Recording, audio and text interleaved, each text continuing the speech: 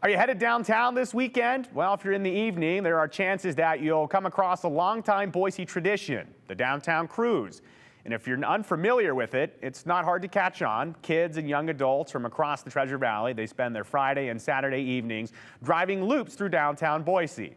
So that's the Boise Cruise, if you're wondering what that was called. And they're hard to miss on Main Street. But now, local business owners in the cruise area are saying that the drivers, the cruise, it's becoming a problem. Noise, littering, vandalism, the list of complaints goes on, and they say it's impacting their businesses, and they say that something needs to be done to stop it. Andrew Bartland dives into the issue. For 3 years now, it actually has gold in the glass. the Delia Dante Gallery has called the Linen District home, Specific glass only for metal. where this welding and enameling workshop has planted its stake at the corner of 14th and Main. Delia Dante It starts to get really hot. is fired up to enamel her mark You know, I didn't know if people would like it as much as I did. in the city she loves. What do you know?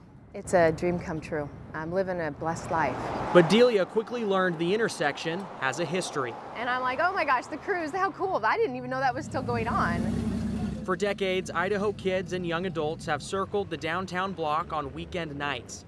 But security footage from the gallery shows the corner of 14th and Main has become a popular hangout in recent years, sometimes until 4 a.m. It's whatever they can do to leave their mark, honestly. The group has scuffed up the sidewalk, killed the trees out front, and left piles of garbage that has destroyed her property. It's the bottles, because it breaks my solar panels when they throw them up there. I don't think they know that they're there. Earlier this summer, tires and bike parts hung from the traffic lights.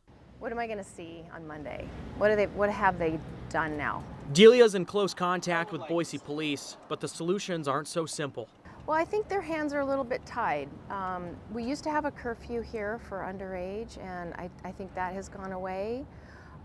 Also, they don't have loitering laws necessarily. So some of that is a little bit difficult for them. Boise police cracked down on cruising and traffic concerns earlier this summer.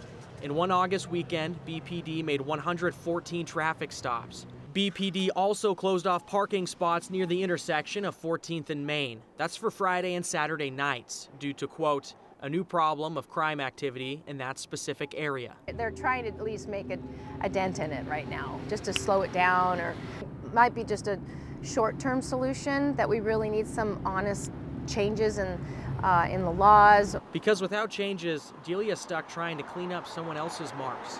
Why wouldn't they just continue to do it? I come out and I scrub it, I clean it up, I throw away the trash. Taking time away from her original intent on this corner. And here it goes. To live out her dream. Yeah, look at that. To enamel marks of her own. It almost makes me want to leave. It's terrible. And that's a bad place to be, because I worked so hard to get here. I like joy and, and peace. And I want to bring beauty to Boise. But if I don't feel like I can do that here, if I'm just fighting this type of situation, then I don't think it's really worth it for me. And that's just honest. The business owners tell us that they are in close contact with Boise police, and there's community policing in that area. So there is an officer assigned to that location that these businesses are familiar with. They know him well.